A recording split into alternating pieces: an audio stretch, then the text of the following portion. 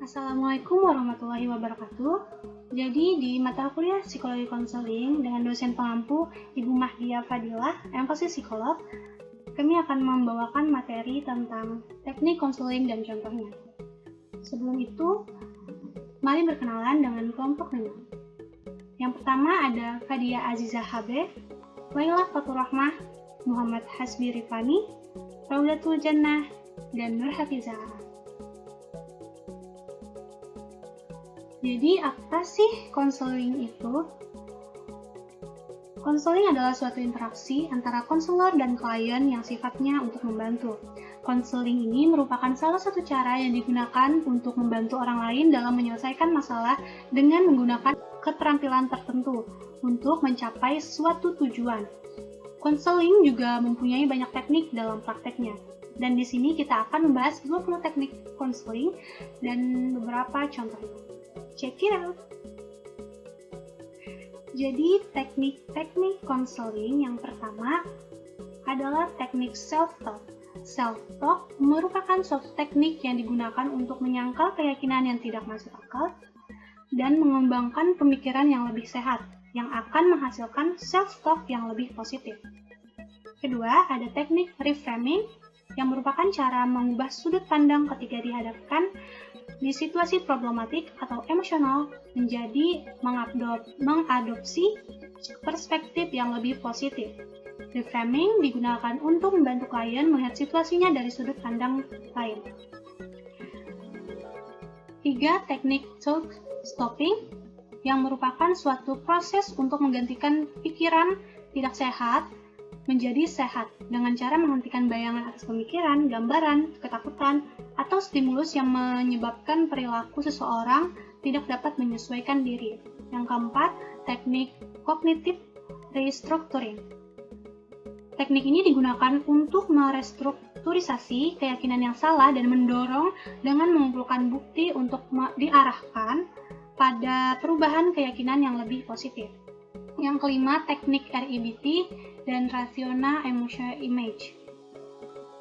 Menurut REBT, semua masalah neurotik didasarkan pada cara berpikir yang tidak valid dan ide-ide yang menetapkan gangguan tersebut dapat dikenali dengan cara berpikir salah dan dapat diminimalkan. 6. Teknik biblioterapi adalah sebuah teknik yang sering digunakan oleh konselor profesional yang kliennya perlu dimodifikasi cara berpikirnya dengan menggunakan metode membaca buku. Ketujuh, teknik journaling yang dapat digunakan untuk menemukan diri, pertumbuhan, aktualisasi diri dengan menyalurkan perasaan dan emosi melalui ekspresi kreatif dan proses menulis. 8. Teknik systematic desensitization. Menurut Willis, teknik ini adalah suatu teknik untuk mengurangi respon emosional yang menakutkan, mencemaskan, atau tidak menyenangkan melalui aktivitas-aktivitas yang bertentangan dengan respon yang menakutkan. 9. Teknik stress inoculation training. Teknik ini adalah strategi konseling yang dimaksud untuk membantu konseling menangani peristiwa stres dengan sukses. Yang ke-10, teknik modeling. Dalam modeling, seseorang yang belajar mengikuti perilaku orang lain sebagai model tingkah laku manusia lebih banyak dipelajari melalui modeling atau imitasi daripada melalui pengajaran langsung. 11. Teknik behavioral rehearsal. Konselor profesional biasanya menggunakan teknik ini dengan klien yang perlu menjadi sadar sepenuhnya akan dirinya. Teknik ini adalah suatu bentuk bermain peran di mana klien mempelajari suatu tipe perilaku baru di luar situasi konseling. 11. Teknik roleplay. Roleplaying atau roleplay tadi merupakan teknik di mana individu memerankan situasi yang imajinatif dengan tujuan untuk membantu tercapainya pemahaman diri sendiri, meningkatkan keterampilan, menganalisis perilaku atau menunjukkan pada orang lain bagaimana perilaku seseorang atau bagaimana seseorang harus berperilaku. 13. Teknik Primack Principle. Teknik ini membuat individu akan termotivasi untuk melaksanakan tugas yang tidak diinginkan jika tugas itu diikuti oleh tugas yang diinginkannya. 14. Teknik behavior chart. Dalam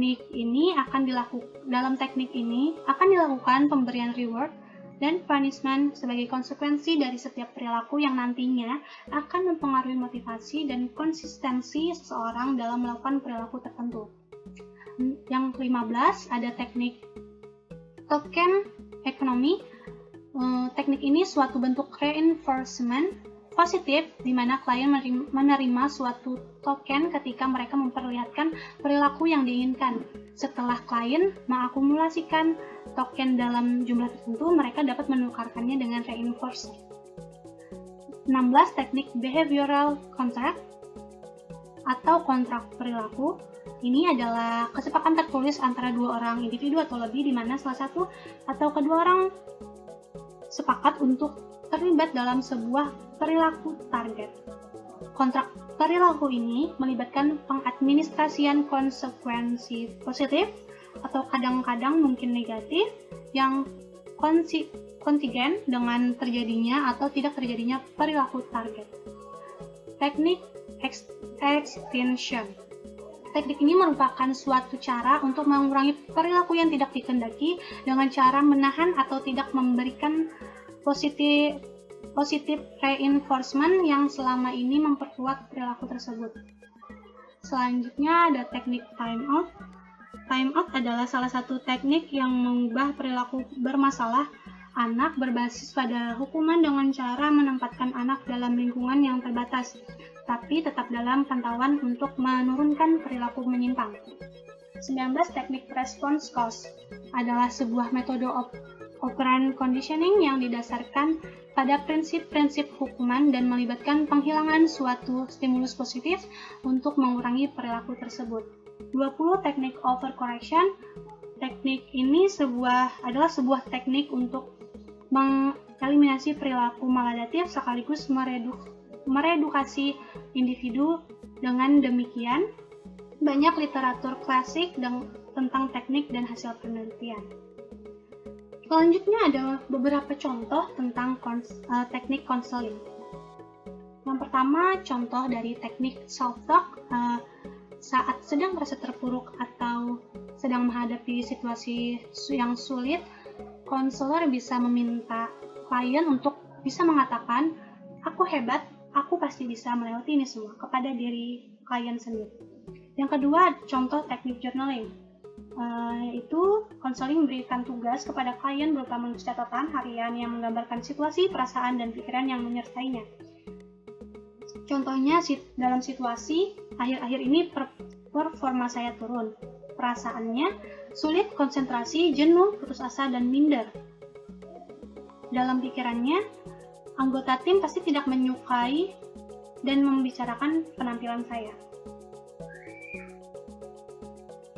Selanjutnya ada teknik role play, yaitu pada pembelajaran kesenian, seorang guru meminta beberapa siswa untuk bermain peran dalam kisah pengembala dan serigala. Dalam bermain peran, siswa bertindak, berlaku, dan berbahasa sesuai dengan peranan orang yang diperankannya. Misalnya Henry berperan sebagai pengembala, maka dia harus mengikuti bagaimana cara berbicara atau tindak seseorang pengembala. Kemudian pemeran serigala juga mengikuti bagaimana suaranya, gerak-geriknya, dan bahkan mengikuti bagaimana perilaku serigala. Selanjutnya, contoh teknik behavioral contract. Jadi, ada percakapan antara konselor dan kliennya bernama Andi. Konselor, jadi hal apakah yang akan Anda coba menegosiasikan dari waktu ke waktu dengan orang tua Anda? Andy berkata, "Saya ingin tidur telat di malam minggu dan tetap tidur sampai siang, tapi orang tua saya tidak mau mengizinkan." Konselor berkata, "Oke, jadi orang tua Anda ingin Anda berhenti membolos, dan Anda ingin tidur telat dan tetap tidur di pagi hari, namun orang tua Anda tidak mengizinkan. Benar begitu?" "Ya, benar," kata Andy. Kata konselor, "Jadi saya ingin menggunakan kontrak perilaku di antara kita semua, antara Andy, konselor, dan orang tua Andy. Dan di dalam kontrak menyatakan bahwa untuk setiap 5 hari sekolah dan setiap kelas diikuti oleh Andy, maka dia akan mendapatkan sesuai kehendaknya, seperti jam malam dan tidur tadi. Kata orang tua Andy, "Oke, saya mau mengizinkannya." Selanjutnya ada contoh dari teknik time out. Itu ada seorang siswa yang disuruh masuk ke dalam ruang BK karena mengganggu temannya yang sedang belajar. Jadi, time out tipe ini mengasingkan anak ke suatu tempat yang tidak memungkinkan anak tersebut berinteraksi sosial, tetapi masih dalam ruangan yang sama agar tetap dapat diobservasi.